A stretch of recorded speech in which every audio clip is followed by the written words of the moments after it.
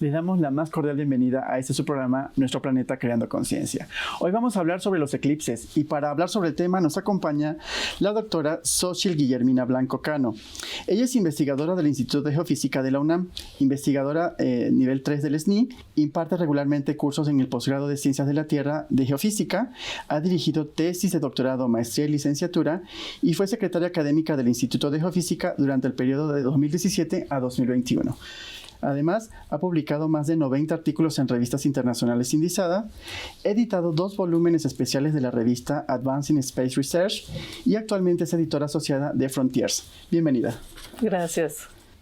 También nos acompaña la doctora Diana Rojas Castillo. Es investigadora del Departamento de Ciencias Espaciales del Instituto de Geofísica de la UNAM. Sus principales líneas de investigación incluyen la dinámica de partículas y estructura de hoja de corriente planetarias, conexiones magnéticas, estructuras magnéticas en el sistema de antichoque, choque y magnetofunda, ondas e inestabilidades en plasmas espaciales y escape atmosférico de cuerpos no magnetizados. Además de la investigación, la doctora Rojas ha participado efectivamente en la docencia, tanto a nivel de licenciatura en la Facultad de Ciencias de la UNAM, como en el posgrado de Ciencias de la Tierra de la misma casa de estudios. La doctora Diana Rojas Castillo también realizó estancia postdoctoral en Suecia y en Austria en temas de ciencias espaciales. Bienvenida. Muchas gracias. También nos acompaña el doctor Primož Kajdiš. Él es investigador titular B del Departamento de Ciencias Espaciales en el Instituto de Geofísica. Ha participado en la publicación de más de 45 artículos en temas relacionados con temas espaciales. Es profesor del posgrado en Ciencias de la Tierra de la Universidad Nacional Autónoma de México y ha sido tutor de tesis de licenciatura, maestría y doctorado en la UNAM. Algunas de sus líneas de investigación están en la propagación de la microestructura y las eyecciones de masa coronal interplanetarias, interacción de las eyecciones de masa coronal interplanetarias en el campo geomagnético y la interacción del viento solar en el campo magnético terrestre. Les damos la más cordial bienvenida a todos. Muchas gracias. Vamos a entrar de lleno en el tema de los eclipses. Y lo primero que queremos saber, bueno, que el público quiere saber, es qué son los eclipses solares. ¿Quién nos puede responder? Bueno, yo les puedo platicar un poquito. Los eclipses solares son fenómenos astronómicos que ocurren cuando la luna se encuentra enfrente de la Tierra, está en medio del Sol y la Tierra, y el tamaño de la Luna, el tamaño relativo observado desde Tierra, es del mismo tamaño que el tamaño del Sol, visto desde Tierra, y entonces lo que ocurre es que la Luna tapa al Sol, se forma una sombra en la Tierra, y desde Tierra vemos que desaparece el disco solar y da lugar entonces a que podamos observar a la corona solar, que es la capa más externa del Sol. Ok, entonces ese es un tipo de eclipse en particular, pero hay diferentes tipos, ¿no? ¿Qué tipo de eclipses hay? Bueno, hablando de eclipses solares, hay eclipse anular, hay eclipse parcial y hay eclipse total. ¿Y cuál es la diferencia entre uno y otro? Bueno, cuando el eclipse es parcial, la luna solo va a tapar parcialmente, como el nombre lo dice, una parte de nuestra estrella, y entonces lo que vamos a ver es solo una parte del Sol sombreada.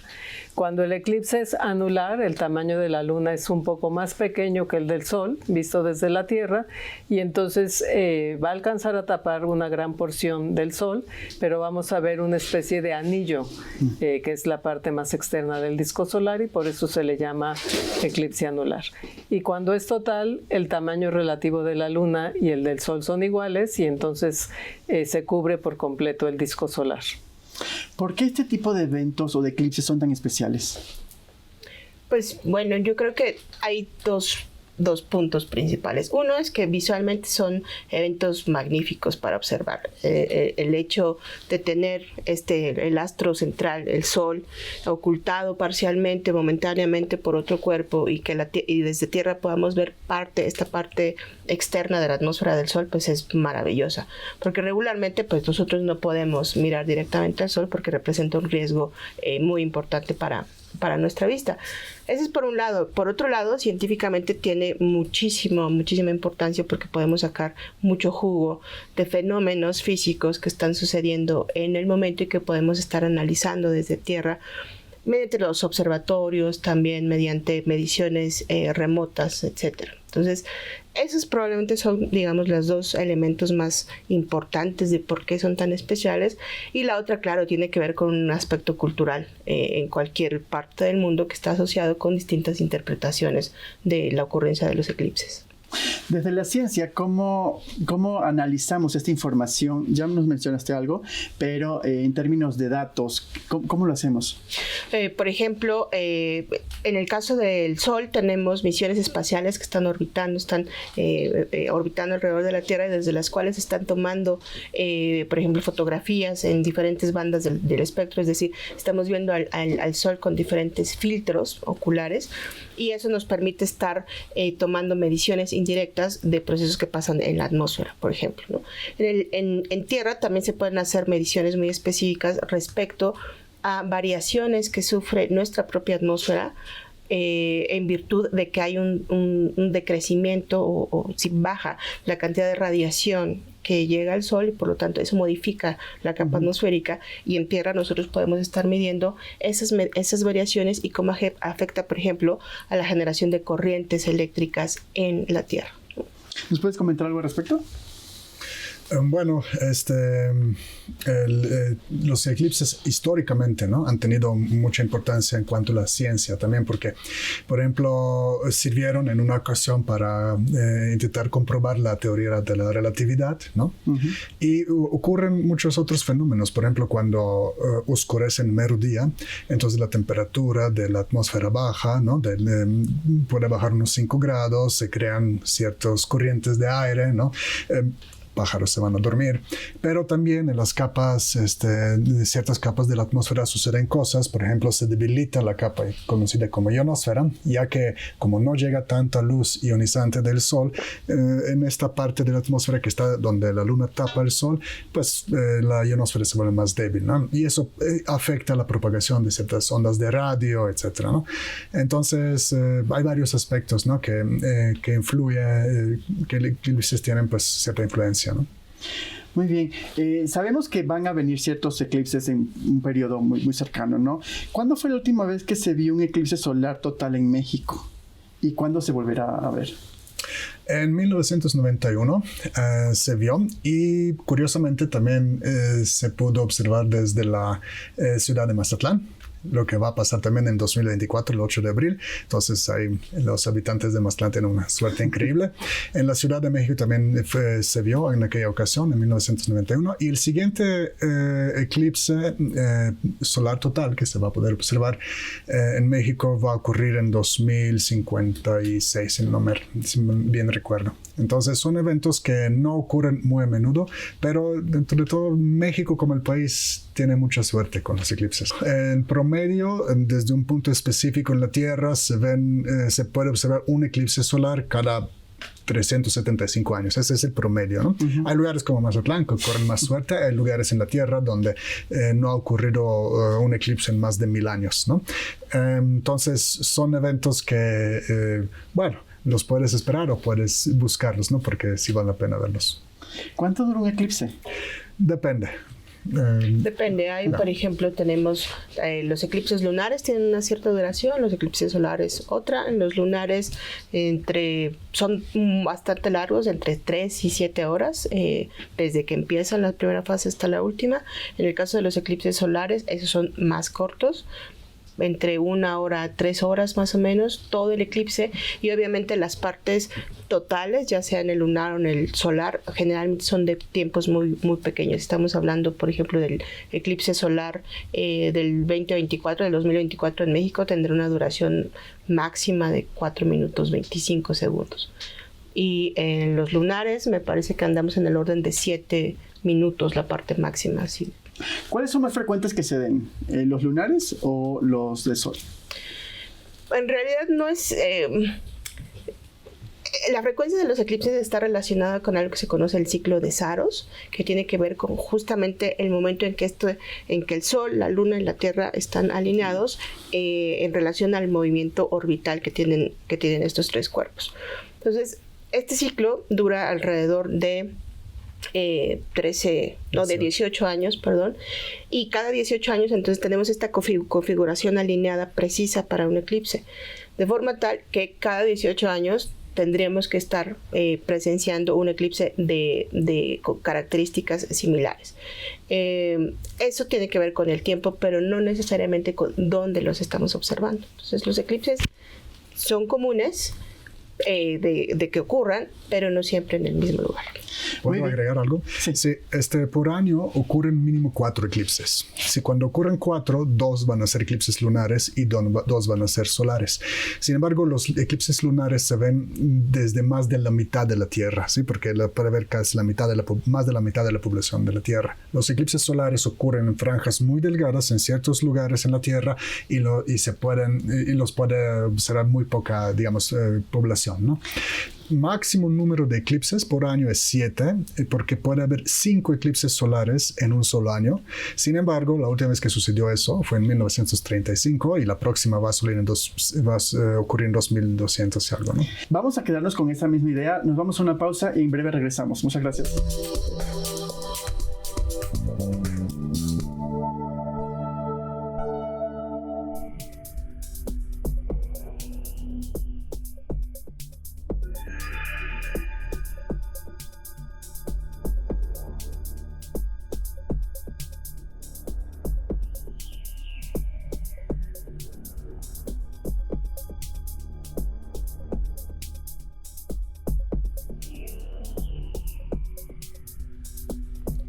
Muy bien, regresamos con esta interesante plática sobre los eclipses y ahora quiero que entremos un poquito en el tema de esto que ocurrió el 14 de octubre del 23 y lo que va a ocurrir el 8 de abril del 2024.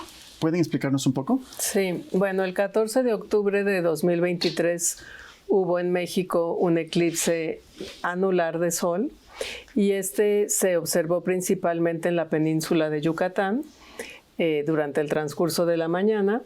Y bueno, este eclipse anular es muy espectacular porque lo que se ve es que la luna tapa solamente una parte del disco solar y entonces se ve una especie de anillo de fuego. 2024 va a haber en el 8 de abril un eclipse total y este se va a ver en algunos puntos de nuestra República Mexicana, iniciando por Mazatlán y después la trayectoria de la sombra sube hacia, cruza Durango y cruza hacia Piedras Negras. Entonces, en toda esa franja se va a ver un eclipse total de sol y en la Ciudad de México, que creo que es algo que les interesa mucho a nuestro público, solamente se va a ver un eclipse parcial. Sí, en esta lógica de lo que se pudo observar en octubre de este año, ¿podrían explicarnos un poco sobre dónde se pudo ver? Bueno, ya nos explicaron de alguna forma que en Mazatlán era como una zona tenía mayor visibilidad y también dónde se va a ver el del 2024, el eclipse total, y qué se verá en el resto del país. Sí, solo para aclarar, el del 14 de octubre, la mejor visibilidad en México, la visibilidad anular, fue en la península de Yucatán. Entonces se vio en sitios como Campeche, Chetumal y toda la franja que va de una ciudad a otra. Ahora, en el de 2024, lo que vamos a ver es totalidad, empezando en Mazatlán con una duración de aproximadamente 4 minutos. Esto es alrededor de las 11 de la mañana. Y esa totalidad se va a ver en otras regiones como Durango, Piedras Negras ya en Coahuila, mientras que en el resto de la República, por ejemplo aquí en la Ciudad de México, lo vamos a ver como un eclipse parcial. Ok, ¿cómo se puede observar un eclipse de forma segura? ¿Ustedes tienen algunas recomendaciones para el público que va a tener la oportunidad de estar en esas localizaciones donde se puede observar? Sí, primero es muy importante el uso. Primero es importantísimo decir que no podemos ver el eclipse de manera directa con los ojos. No podemos mirar al sol, eso es muy importante. Y la otra es que tenemos dos opciones: métodos directos pero con el uso de la protección adecuada. En este caso son los lentes para eclipses, que hay que tener cuidado cuando se adquieran en lugares que sean confiables. Ha sucedido que de pronto hay venta de lentes apócrifos que son un riesgo latente para la salud, para nuestra vista. Entonces hay que comprar estos lentes que tienen una certificación especial, es la certificación ISO 12312-2. Hay que cuidar que sean manufacturados después del año 2015, y cuando los compramos hay que hacer alguna revisión muy, muy simple, y es que no deben estar rayados. La película que tienen los lentes no deben estar rayados, no deben estar arrugados tampoco, y no deben estar flojos. La película debe estar bien, bien sujeta al marco del lente. ¿Hay lugar especial donde lo puedan comprar, donde la gente lo pueda adquirir? Hay muchas sociedades de astrónomos aficionados con buena reputación en la República Mexicana, en donde se pueden adquirir. Digo, hay plataformas digitales donde también se pueden adquirir. No son costosos, entonces pagar una cantidad moderada vale la pena para no tener ningún tipo de afectación en la visibilidad, y en realidad se pueden comprar en muchísimos lugares. ¿Hay alguna otra forma de verlos sin tener que comprar los lentes? Sí, hay métodos indirectos. Por ejemplo, yo les voy a explicar los más simples y le dejaré a Primož que explique algunos más complicados. Algo muy simple que podemos hacer con nuestro propio cuerpo, de hecho, es entrelazar las manos. Con la espalda hacia el sol. Durante el eclipse lo que podemos hacer es cruzar nuestras manos, nuestros dedos, de hecho, de forma tal que queden algunos orificios por donde pase la luz. Si el sol está en nuestra espalda, entonces la luz se va a ver, va a tener que atravesar estos pequeños orificios, y en la superficie que tengamos enfrente, justo vamos a ir viendo la evolución del eclipse. Y esto es muy seguro. Este mismo proceso es equivalente a observarlo en las hojas de los árboles, y tiene un elemento muy importante y muy bonito para el público que lo quiera observar de esta manera, y es que se generan patrones en la superficie de reflejo, se generan patrones visualmente muy, muy atractivos, ¿no?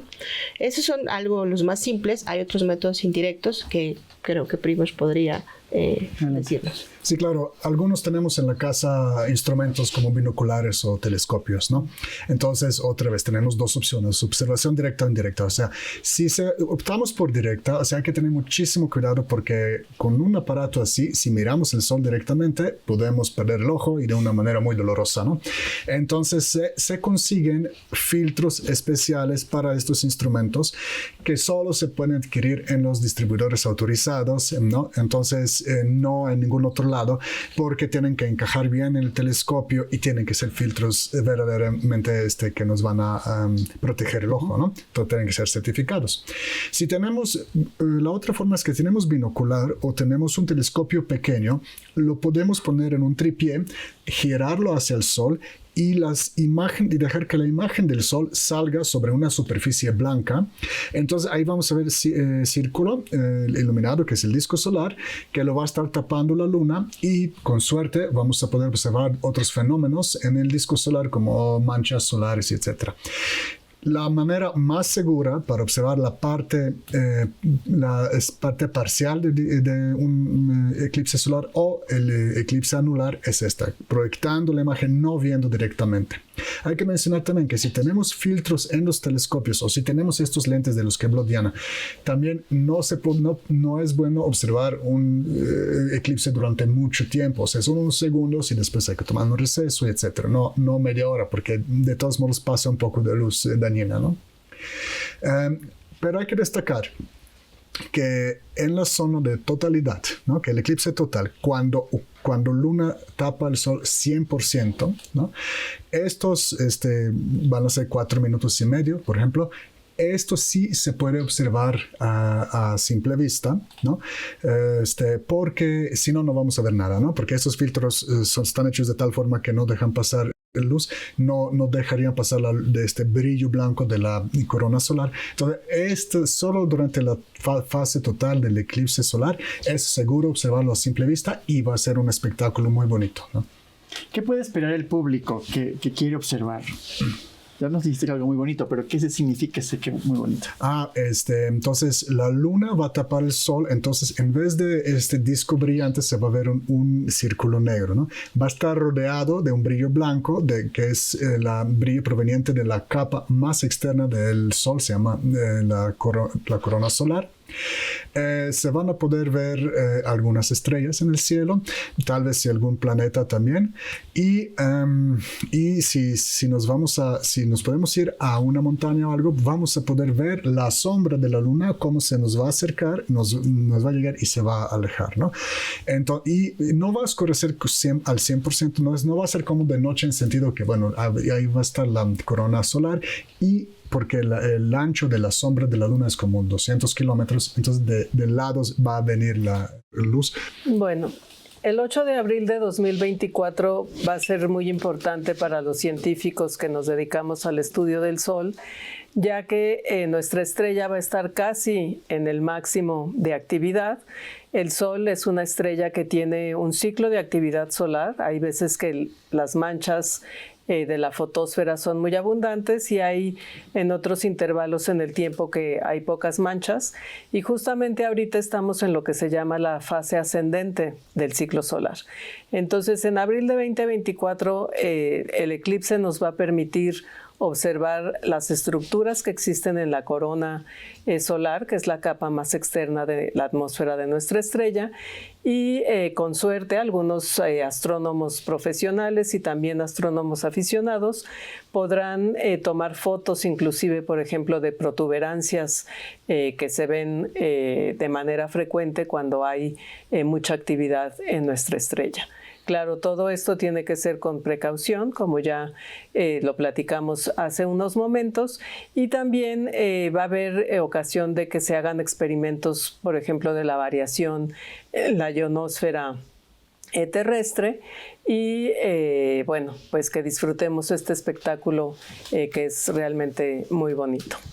Muy bien. Ancestralmente, y bueno, por tradición, los eclipses siempre han representado algo misterioso. Incluso hay muchos mitos, ¿no? No sé si ustedes nos pueden comentar algo desde la parte científica sobre los eclipses.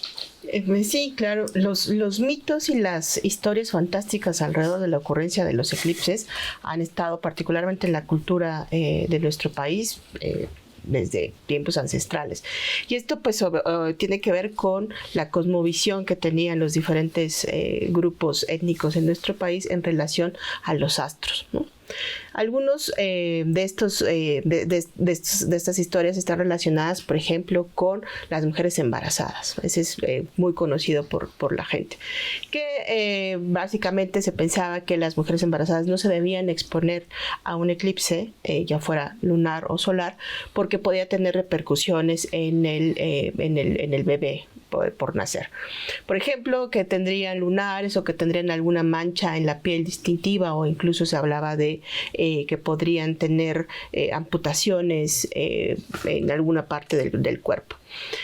Y lo cierto es que la ciencia nos dice que esto es falso, que esto no ocurre en realidad, ¿no? Son parte de la idiosincrasia, son parte de la cultura popular, pero desde el punto de vista científico no tienen ningún sustento. Hay otros, por ejemplo, que hablan de usar ropa roja durante la ocurrencia de un eclipse, o usar listones atados a diferentes partes del cuerpo, a las embarazadas mismas, alrededor del abdomen. Se hablaba de atar este listón o este pedazo de paño, de tela de color rojo, para evitar cualquier tipo de malestar o de inconveniencia en la salud. Pero no hay ninguna evidencia científica que nos diga que eso existe, ¿no? La evidencia científica que sí existe, pero que no está relacionada con los mitos, y hay que retomarlo nuevamente, es que no podemos observar de manera directa al Sol, porque entonces sí va a haber un daño permanente probablemente a nuestra vista, ¿no? Wow, sí, muy interesante. Y desde el instituto sé que tienen algunas actividades con relación a estos eventos. ¿Nos podrías explicar algo al respecto? Sí, bueno, ahí está nuestra página, eclipse2024.geofísica.unam.mx. Tenemos mucha información ahí sobre los eclipses. Tenemos una subpágina donde explicamos cómo elaborar aparatos para observar eclipses solar de manera segura. Hay 3 grados de dificultad, entonces hago aquí un llamado, es un reto, a ver quién se atreve a hacer el más difícil, o también los otros 2. Si alguien gusta, nos puede mandar fotos sobre cómo observó el eclipse de abril de 2024 y los vamos a publicar en la galería. Estamos de hecho colaborando con escuelas, por ejemplo con la escuela primaria Herminio Almendros, donde hemos hecho todos los niños de un grupo han elaborado cámara obscura, es un aparatito hecho a partir de la caja de zapatos o de cereal que hace que podamos observar eclipse solar de manera muy segura. Y bueno, si hay más escuelas ahí que están interesadas en una colaboración así, ahí en la página tenemos el contacto, se pueden comunicar con nosotros y con gusto respondemos y hacemos alguna actividad juntos, ¿no? Aquí lo importante es que para nosotros que el público en general, especialmente los niños, aprendan de este fenómeno, que todos lo aprendan, que conozcan y que lo vean de manera segura, ¿no? Que nadie salga lastimado, porque creo que estos eventos tan bonitos de la naturaleza son una oportunidad muy bonita para difundir la ciencia, ¿no? Después que ocurre un eclipse, ustedes como científicos del área, ¿qué hacen? En términos de datos, en términos de lo que ocurre, ¿qué sucede? Bueno, en el caso de las personas que estudiamos al Sol y la estructura de la corona, pues se analizan las imágenes. Algo que no mencioné hace un ratito que intervine es que muchas veces se utilizan filtros para ver subestructuras en la corona. Entonces eso pues se trata de relacionar con otras observaciones que tenemos, porque esto del eclipse va a ser desde Tierra. Pero también hay observaciones que se hacen desde naves espaciales, entonces es como un rompecabezas. Juntamos toda la información que tengamos para entender qué fenómenos se pudieron dar en el momento del eclipse. Y lo mismo harán las personas que estudien a la atmósfera terrestre, a la ionosfera, juntar datos de cómo cambiaron las condiciones en la ionosfera en diferentes regiones. En este aspecto, ¿algo que ustedes quieran comentar? ¿Algún aspecto que quieran enfatizar con relación a este evento de abril del 2024? Pues yo creo que algo importante es, dado que como científicos queremos que poner la semilla de este interés en la ciencia en el público en general, particularmente en los jóvenes, pues es invitarlos a todas las actividades en plazas públicas, en universidades que se estarán realizando en torno al eclipse del 2024. En octubre pasado hubo una muy buena respuesta a eventos que se hicieron por la misma Universidad Nacional en Ciudad Universitaria, en plazas públicas como Bosque Tláhuac, donde nosotros, el grupo de Ciencias Espaciales del Instituto de Geofísica, estuvo participando. Entonces, ahorita es invitarlos a que se sumen a estas plazas públicas donde generalmente van a haber expertos en el tema y vamos a garantizar entre todos como comunidad que puedan observarlo de manera segura y que además tengan la información de primera mano de la gente que está realizando esos estudios y que puede explicarte a un niño pequeño, a un adulto mayor, qué es lo que está pasando y por qué, qué es lo que significa, no solo como científicos, sino también como seres humanos. Muy bien, y ya para salir un poco de esta formalidad, ¿cómo se sintieron ustedes o cómo se sintieron en octubre? Pues al experimentar el eclipse y cómo se preparan, porque imagino que para usted será como la Navidad Para nosotros es una gran fiesta. Claro. Algunos quienes hemos visto eclipses en otras ocasiones, por ejemplo el eclipse de 1991, y en relación al del 2024 va a ser una experiencia muy distinta porque algunos los vimos cuando éramos muy pequeños, niños. y ahora en el próximo lo vamos a ver ya no solo como adultos, sino además como científicos que están estudiando el espacio, que tiene una significancia importante. Pues muy bien, muchísimas gracias por la participación de estos expertos en el tema, un tema muy apasionante y muy interesante para toda la comunidad, porque los que tienen la oportunidad de verlo van a estar encantados de experimentar este evento tan importante y tan interesante, ¿no? Tanto cultural como, pues, como persona. Le agradecemos a cada uno de ustedes. Tomen en cuenta la invitación que les hace el doctor para que hagan sus propios recursos para poder ver de forma indirecta el eclipse. Suban a la página del instituto y ahí pueden pues documentar su experiencia. Muchísimas gracias y nos vemos en la siguiente. Recuerden que solo tenemos un planeta y tenemos que cuidarlo. Hasta la próxima.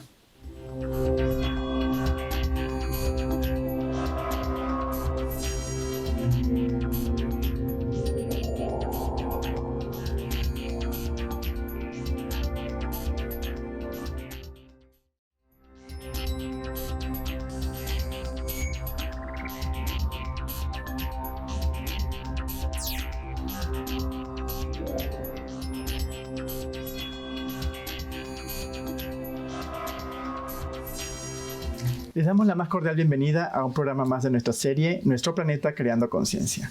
Hoy vamos a hablar sobre el análisis del ciclo de vida y para abordar este tema nos encontramos con el doctor Héctor González García. Es licenciado y maestro en Ciencias de la Tierra por la Universidad Nacional Autónoma de México. Es doctor por la Universidad de Darmstadt en Alemania. El desempeño del doctor González en el estudio de la geotermia le ha hecho merecedor de premios a la excelencia por su tesis de licenciatura y maestría. Realizó intercambio en la Universidad de Reykjavik, Islandia, donde se especializó en la gestión económica de energía geotérmica. Ha participado como expositor en diversos escenarios académicos, como en la Universidad Técnica de Berlín y también en la Facultad de Ingeniería de la Universidad Nacional Autónoma de México. Actualmente el doctor es profesor asociado de tiempo completo en la Escuela Nacional de Ciencias de la Tierra. Bienvenido. Gracias. También nos acompaña la maestra Mariana Vargas, licenciada en Ciencias de la Tierra y maestra en Ciencias del Mar y Limnología por la Universidad Nacional Autónoma de México. Se ha involucrado en el estudio de la ecología de sistemas acuáticos, tropicales y templados, y sus trabajos se centran en la dinámica del carbono y nitrógeno en sistemas lacustres. Se especializa en la bioquímica de sistemas acuáticos, su contaminación y su relación con el cambio climático.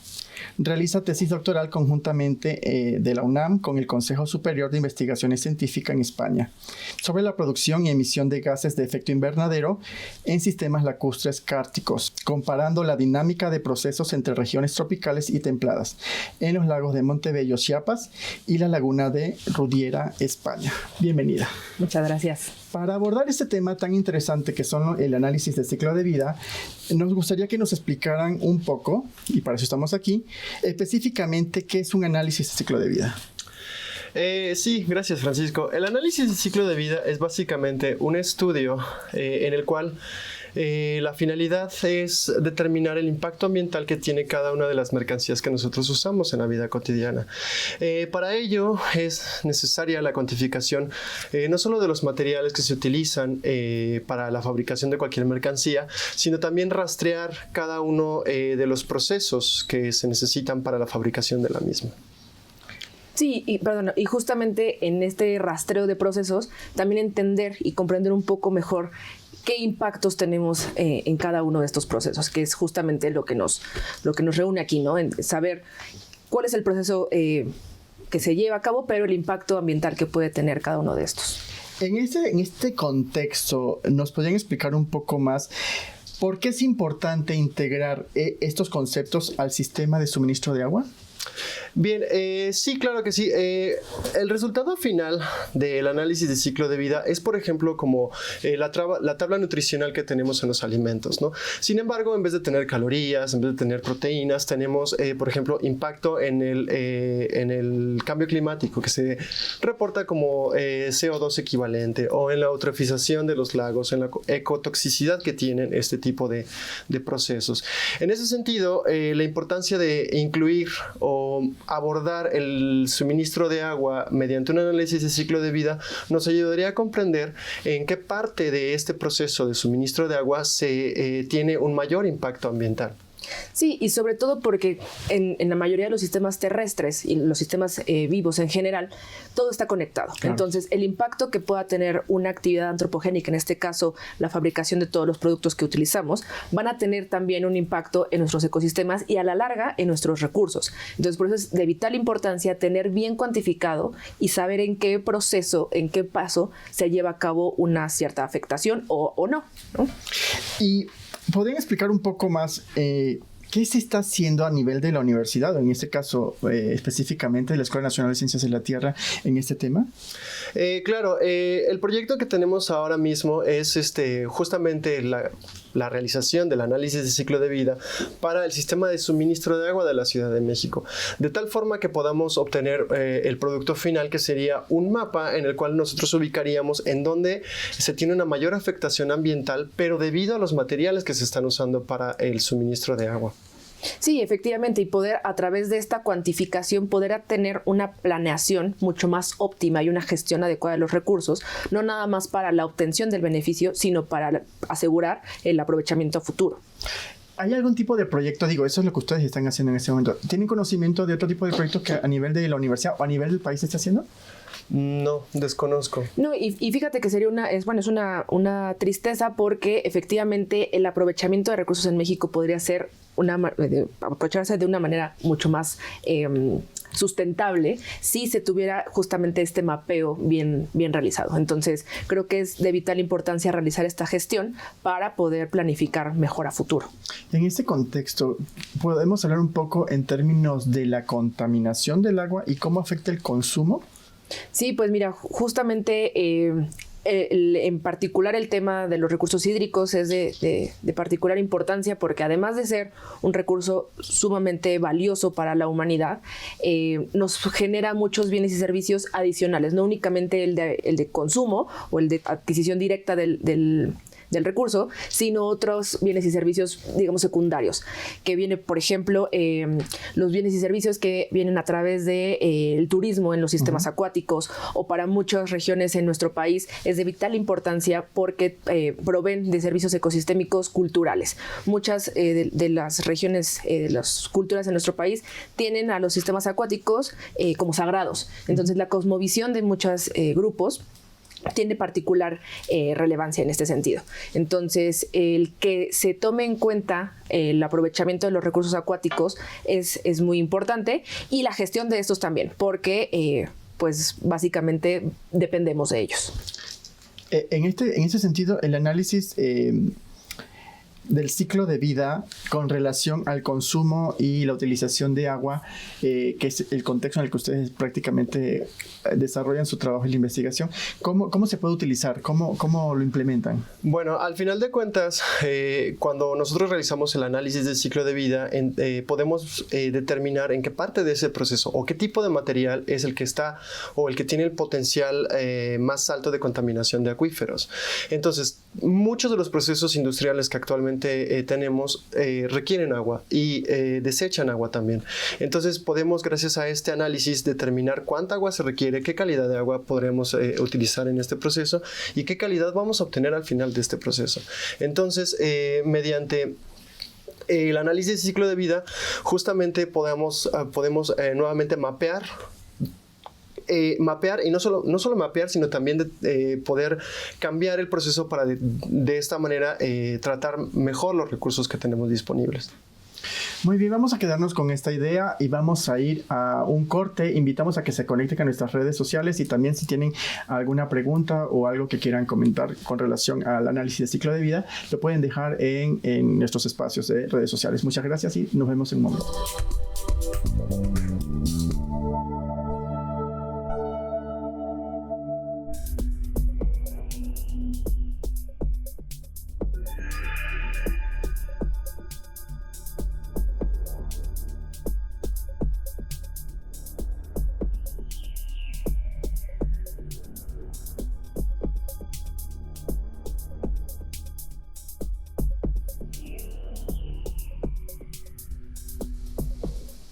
Bien, retornamos con este tema tan interesante y quiero que nos expliques un poco más sobre este tema de la calidad del agua. Pues sí, mira, justo como comentábamos hace un momento, es muy importante porque a través de la identificación de los procesos podemos también identificar ¿qué calidad de agua necesitamos? ¿Y a qué me refiero con esto? La calidad del agua muchas veces es un concepto que tenemos mal utilizado porque pensamos que hablar de calidad del agua simplemente es hablar de qué tan bien o mal está.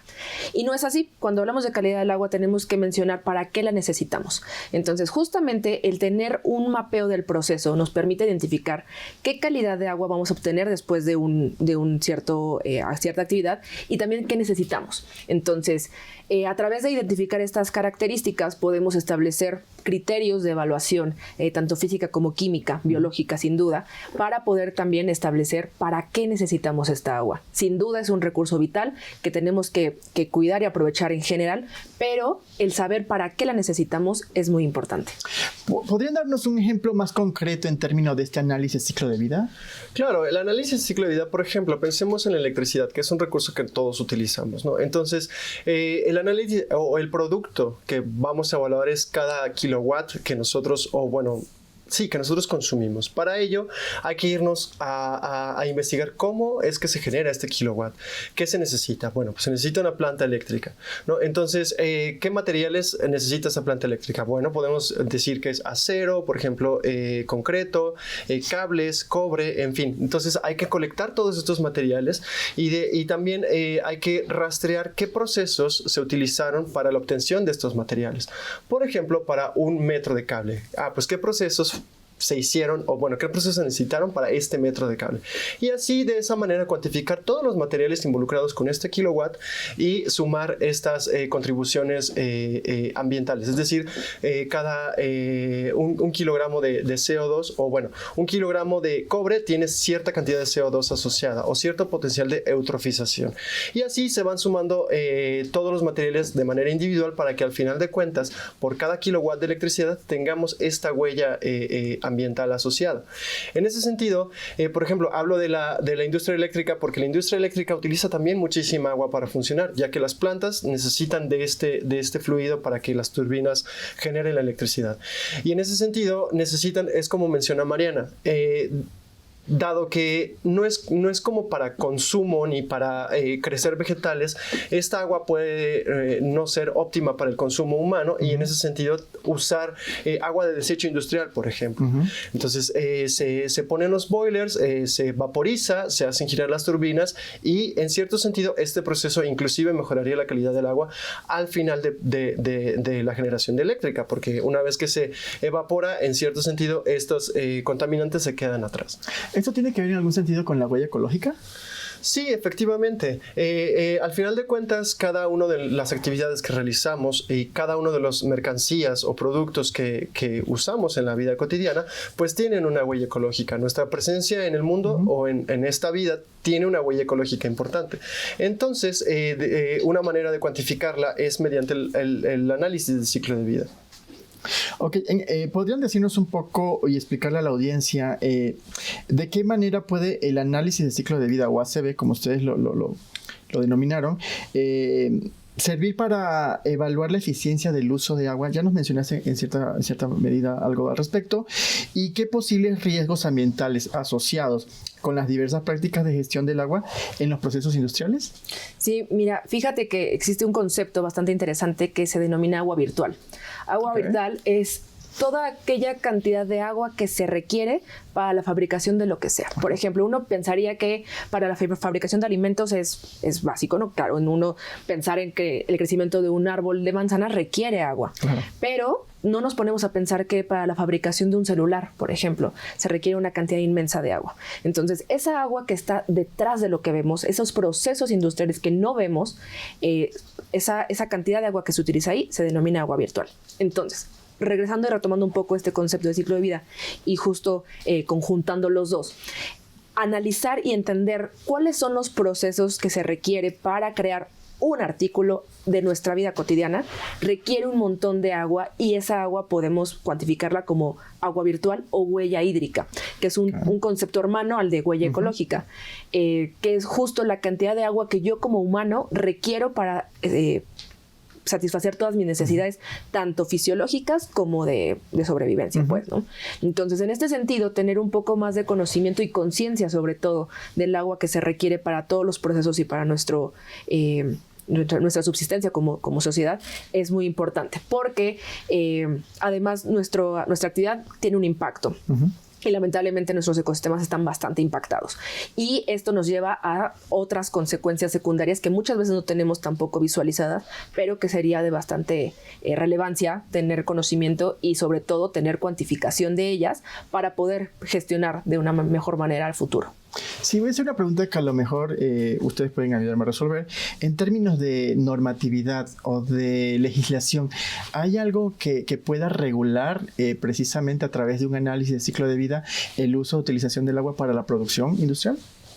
Pues en inicio pensaríamos que de hecho se debería de hacer el análisis de ciclo de vida para absolutamente todos los productos que utilizamos, porque de esa manera tendríamos justo conciencia de lo que estamos consumiendo. Es por ejemplo cuando pues vas al súper y de pronto pues tienes curiosidad de ver la información nutrimental y escoges un producto que mejor beneficia a tu cuerpo que a otro.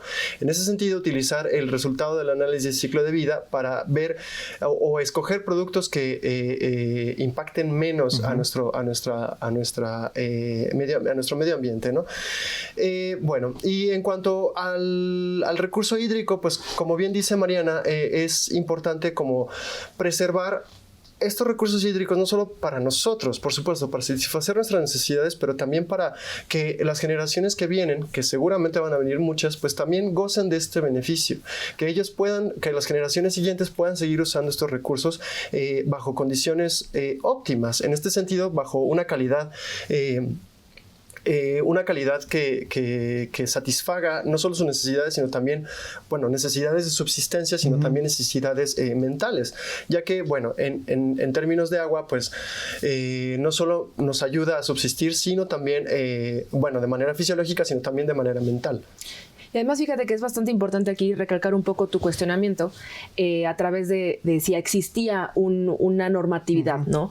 Creo que es de bastante relevancia y puntualizar que justo necesitamos ese vínculo entre la comunidad científica y los trabajos los esfuerzos que estemos realizando y los tomadores de decisiones, que al final son los que llevan a cabo la actividad tanto política, económica y en general, ¿no? Entonces necesitamos ese vínculo que nos una y que pueda, a través de la información o el conocimiento que generamos, pueda también tomarse una decisión y una gestión óptima. Entonces, sí, nosotros hemos hablado aquí de diferentes temáticas que tienen que ver con el impacto de la sociedad y el medio ambiente, de cómo el hombre interactúa con el medio ambiente y los recursos naturales. Y creo que hemos llegado a un punto en donde necesitamos, a nivel de país, a nivel de política, establecer como criterios de normatividad para regular muchos de los recursos y la forma en que estamos gestionando nuestros recursos. Pero quedó un tema ahí que me gustaría que pudiéramos ampliar un poco más sobre la calidad e impacto ambiental en términos del agua. Sí, pues mira, actualmente el agua y su calidad es un tema que nos interesa mucho como comunidad científica, porque es probablemente la problemática más grande que tenemos actualmente. Y en particular dentro de los recursos hídricos, la problemática más grande que hay es la eutrofización de los cuerpos de agua. ¿A qué me refiero con esto? Cuando nutrientes, materia orgánica, otros elementos externos a los cuerpos de agua llegan a estos, los eutrofizan. Es decir, hay tanta producción de algas en este caso que los cuerpos empiezan a tornar verdes. Por ejemplo, el lago de Chapultepec, que yo creo que algunos tenemos algunas memorias en ella, justamente se tornan verdes. ¿Y qué significa esto? Significa que hay mayor producción de oxígeno, por ejemplo, pero todo extremo es malo. Claro. Entonces, el que haya también mayor producción conlleva otros impactos ambientales. Por ejemplo, mortandad de especies acuáticas, mortandad masiva. Hay algunas especies también que son tóxicas, unas especies de algas que son tóxicas, que incluso para el consumo humano ya queda totalmente inhabilitado, etcétera. Y uno de los impactos más importantes que existe en particular con los cuerpos de agua, es la producción y emisión de gases de efecto invernadero. Normalmente nos sería complicado pensar que naturalmente un cuerpo acuático pueda contaminar la atmósfera, pero es así. Y entonces, naturalmente se producen estos gases, como CO2, metano u óxido nitroso, se producen en los cuerpos de agua y se emiten a la atmósfera. Sin embargo, cuando la actividad antropogénica, la actividad industrial, agrícola, el desecho de materia orgánica se incrementa en los cuerpos de agua, se vuelve un caos total porque la producción de estos gases se incrementa muchísimo. Y entonces, ¿qué consecuencias tiene esto? Que mientras más emisión de gases haya en la atmósfera, también tenemos repercusiones en el cambio climático. Entonces, como se podrán imaginar y dar cuenta a través de nuestra conversación, esto es un todo que está conectado. Entonces, esta emisión de gases de efecto invernadero produce un mayor calentamiento en el planeta, que también produce una mayor eutrofización y un desgaste de los recursos, que esto es una bola de nieve. Entonces, primero, cuantificar cuáles son los impactos de nuestra actividad para poder después planificar de una mejor manera y entonces tener un mayor aprovechamiento es básico. Y no hacerlo al revés, que lamentablemente lo hacemos hoy día. Ya que tenemos un problema, tratamos de identificar las fuentes difusas de contaminación, de impacto, y no es así. No debería ser así, debería ser al revés. Primero, saber nuestra actividad, cómo podría afectar para poder regular de una mejor manera eso y no llegar a consecuencias lamentables como actualmente se hace.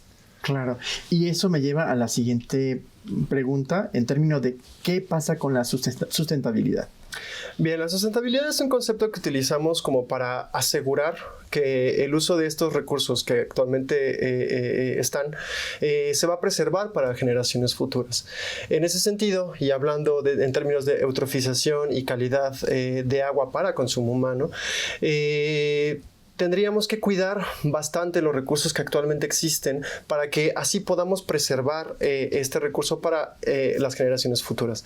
En ese sentido, el análisis del ciclo de vida es una gran herramienta que nos permite determinar qué parte de este proceso tiene el mayor potencial de contaminación de agua y de esa manera poder modificarlo para así asegurar esta preservación para las generaciones futuras.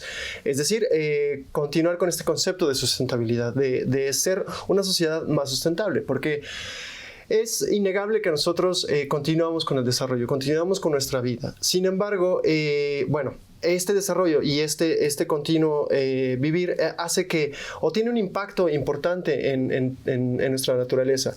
Sin embargo, lo que se busca es que este impacto sea lo menor posible para que de esta manera otra generación disfrute de lo que nosotros pudimos disfrutar.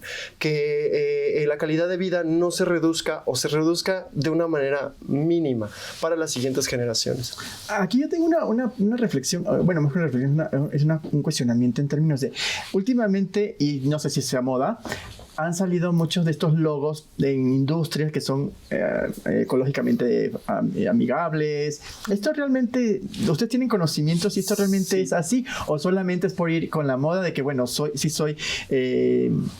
amigable con el ambiente o los procesos de producción sí tratan o tienen un impacto muy mínimo en el ecosistema? Realmente eso no está regulado. Entonces, la gran mayoría de empresas se están aprovechando de esta parte, ¿no? Y esto se llama, en inglés se llama greenwashing, que es como lavado verde, ¿no? Es un poco como la industria del gluten, que también ahora se están aprovechando y de pronto la sal dice libre de gluten, lo cual no tiene sentido, ¿no? Claro. En ese sentido, o en estas tintas, las industrias se están aprovechando para poner producto verde. Que bueno, ahora la situación en la que actualmente nos encontramos pues es el cambio climático. Entonces mucha gente hace conciencia y mucha gente tiene la intención de reducir su impacto ambiental y opta por estos productos que dicen como producto más verde. Sin embargo, como no está regulado, entonces pues como que nadie dice efectivamente es más verde, ¿no? Porque justamente no realizan análisis de ciclo de vida, porque realmente es un trabajo extenuante, ya que por ejemplo producir este vaso de agua necesita pues arena, ¿no? ¿Y de dónde se saca esa arena? Transporte de arena, fundición de arena. ¿Para qué se necesitó? ¿Qué combustible se necesitó para fundir esta arena?